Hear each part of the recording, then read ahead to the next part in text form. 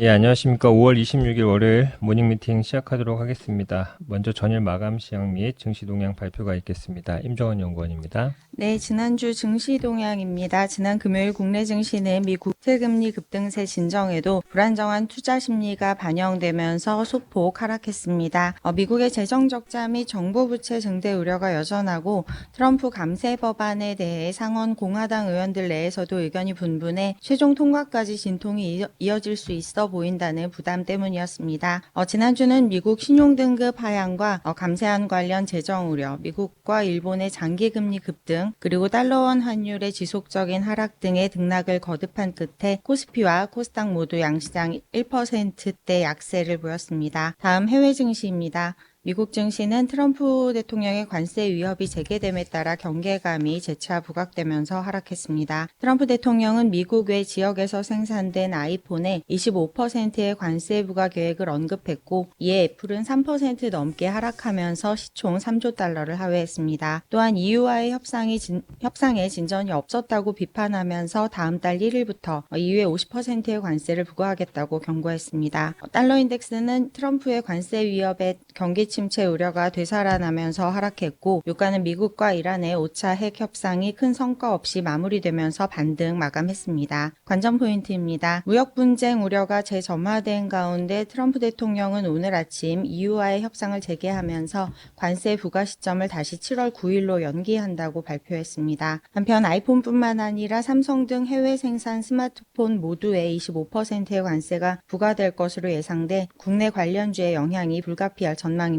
이번 주는 트럼프 관세 정책과 미국 PCE, 엔비디아 실적 등 눈여겨볼 이벤트가 다수 예정되어 있습니다. 국내는 대선을 앞두고 정치적 이슈도 변수가 될 전망입니다. 이상입니다. 예, 다음은 한국 매크로 관련 자료입니다. 유진희 연구원입니다. 네, 최근에 한국 4월 고용지표 나와서 말씀드리겠습니다. 이번에 4월 취업자 수가 전년 동월 대비해서 19만 4천 명 정도 증가를 해서 지금 24년 4월 이후로 취업자 수 증가폭 자체는 최고치를 기록을 했습니다. 긍정적인 것은 이제 상용 임금 근로자라고 하는 저희가 흔히 아는 정규직 임금 근로자 수가 이제 반등세를 이어가고 있는데요. 전반적으로 조금 안정적인 고용 환경이나 소득 증가를 통해서 소비 심리의 개선을 좀 기대를 해볼 수가 있을 것 같습니다.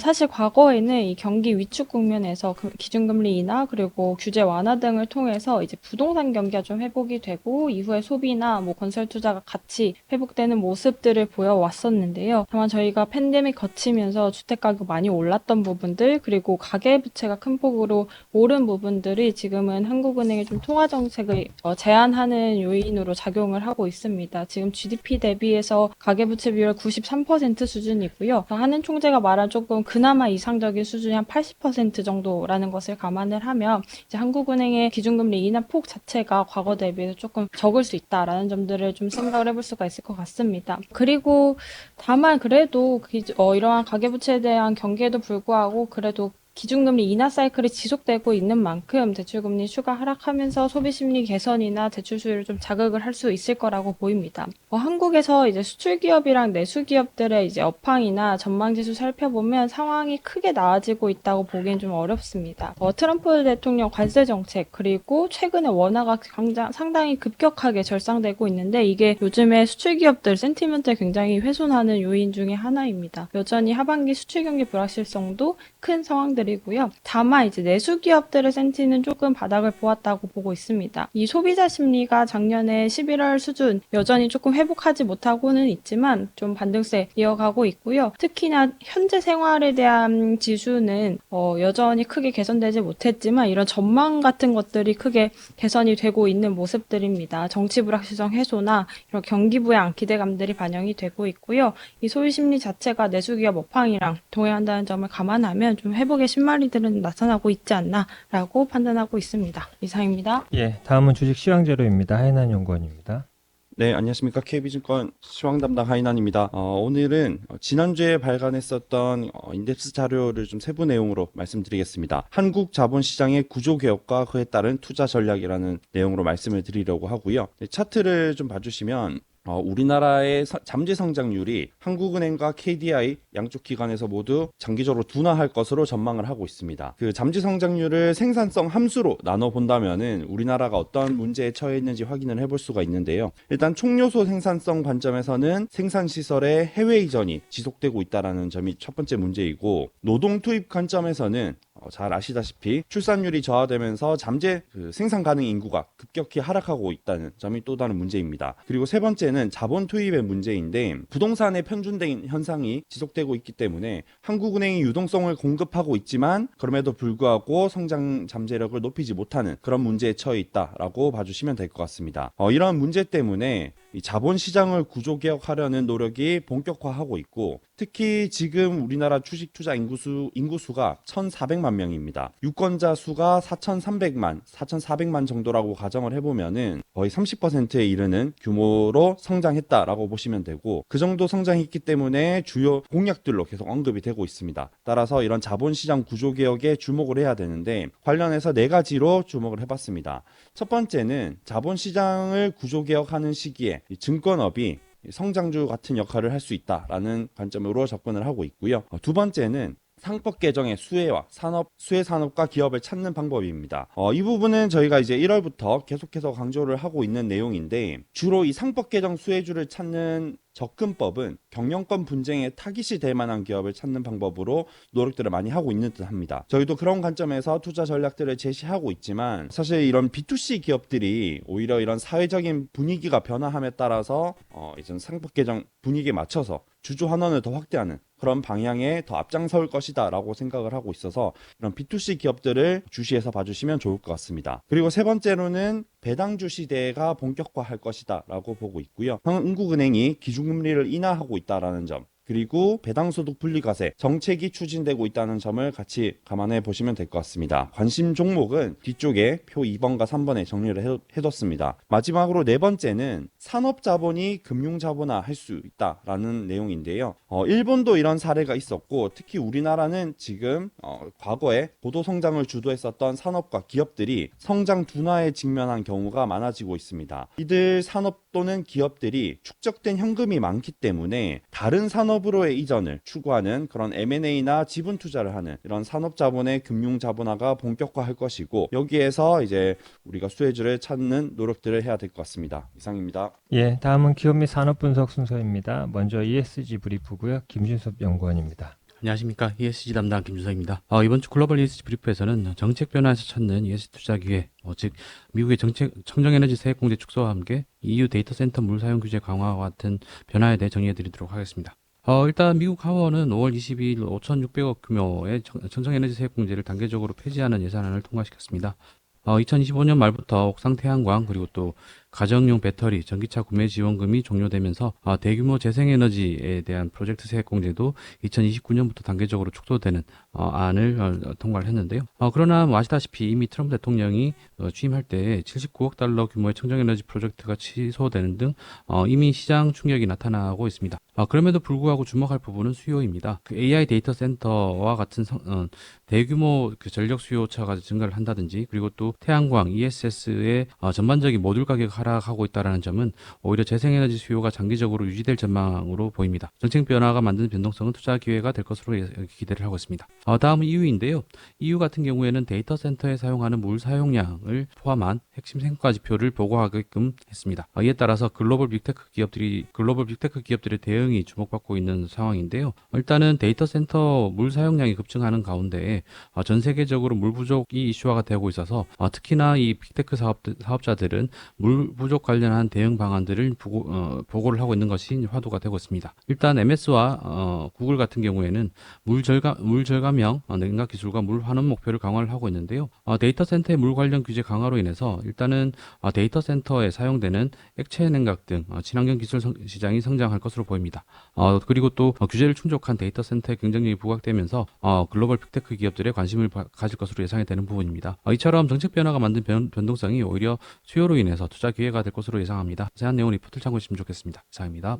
예, 다음은 현대 로템 자료입니다. 정동익 연구원입니다. 안녕하세요. 조선기기업종 담당 정동익입니다. 현대 로템에 대한 업데이트 보고서를 작성했습니다. 현대 로템에 대한 목표 주가를 기존 12만 원에서 16만 5천 원으로 상향 조정하겠습니다. 목표 주가 상향 조정에 따라서 30% 이상의 상승 여력이 확보되어서 KB증권 방산업종 탑픽으로의 매수 추천을 지속하겠습니다. 1분기 실적은 어닝 서프라이즈를 기록을 했습니다. 분기 영업이익이 사상 처음으로 2천억 원을 넘었는데요.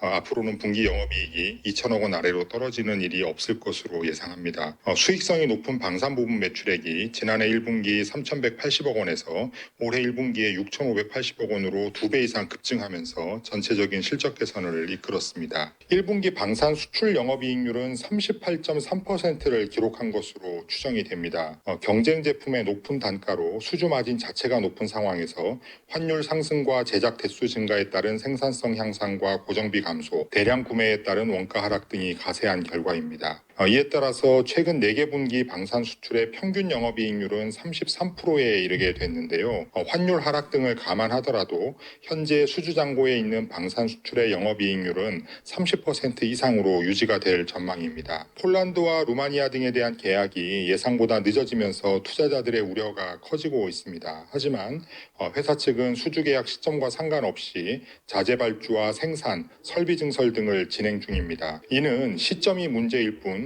수주 확보 자체에는 문제가 없을 것으로 판단한 데 따른 것으로 보이는데요.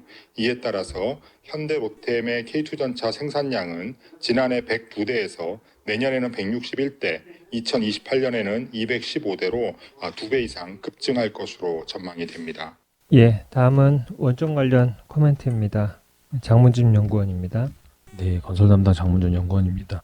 원전 관련 코멘트 작성했는데요. 지난주 사실 원전 부활이 공식적으로 글로벌리 선포된 것과 다름없던 주였다고 보고 있습니다. 독일, 스웨덴, 유럽을 비롯해서 미국에서 트럼프 대통령이 원자력 산업 부흥을 위한 행정명령에 서명하면서 이 흐름이 나타났다라고 생각을 하고 있고요. 일련의 정책 변화를 통해서 원전 수요 복귀에 대한 의심이 사실상 종결됐다라고 보고 있습니다. 이제 논의의 중심은 원전이 돌아오는가에서 누가 어떻게 지을 것인가로 빠르게 이동할 것이라고 보고 있고요. 글로벌 시장 투자자들이 원전 건설 능력과 공급망 역량을 갖춘 국가와 기업을 찾을 것으로 보고 있습니다. 한국 원전 산업, 그중에서도 현대건설, 두산에너빌리티, BHI를 저희가 추천해오는 이유입니다. 도널드 트럼프 대통령이 5월 23일 날 이제는 뉴클리어의 시대다. 우리는 이것을 상당히 크게 벌릴 것이다 라고 얘기를 했습니다. 유럽에서는 벨기에가 22년 만에 탈원전 정책을 폐기했고, 독일이 EU 내 원전 인정에 대한 반대 입장을 철회했고, 스웨덴은 신규 원전 건설에 대한 예상을 승인했습니다.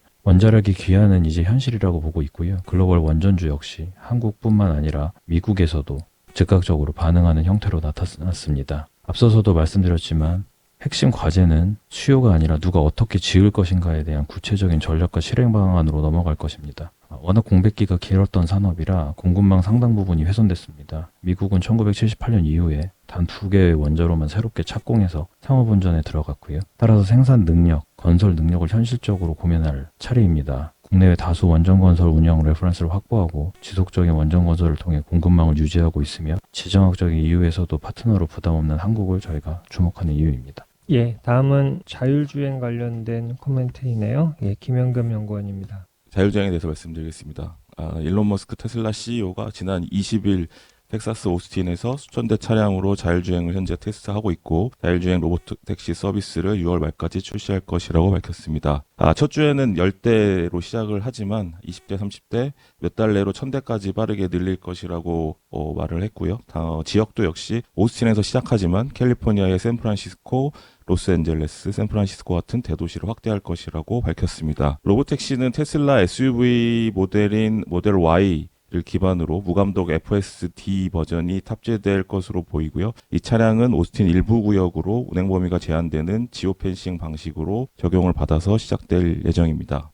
텍사스 오스틴이 굉장히 주목하셔야 될 것 같습니다. 자율주행 기술을 둘러싼 경쟁이 본격화될 것으로 보이는데요. 이미 3월 4일 구글 웨이모가 우버 앱을 통해서 로봇택시 서비스를 오스틴에서 공식적으로 시작을 했습니다. 테슬라 역시 로봇택시 서비스가 오스틴에서 시작될 예정이기 때문에 웨이모와 미국 내 자율주행차 시장에서 본격적인 직접 경쟁 사례를 예고하고 있습니다. 이는 단순한 기술 경쟁을 넘어서 시장 전반에 걸친 중요한 전환점이 될 것으로 보이고요. 누가 먼저 상업적인 성공을 거둘지 주목되고 있습니다. 로보택시 시장은 산업 자료에 따르면 글로벌 로보택시 시장은 24년 30억 달러에서 2034년 1,900억 달러로 연평균 51.4%의 폭발적인 성장이 예상이 되고 있습니다. 이러한 성장 동력으로는 기술 발전이 있겠고요. 그 기술 발전에는 자율주행 시스템, AI, 머신러닝, 라이더 같은 센서 기술의 발전으로 인한 안정성과 신뢰성이 높아진 것에 기반을 합니다. 또한 비용 절감 및 효율성이 있겠는데요. 운전자를 배제함으로써 운전자 비용 절감, 24시간 운영이 가능하면서 라이드 쉐어링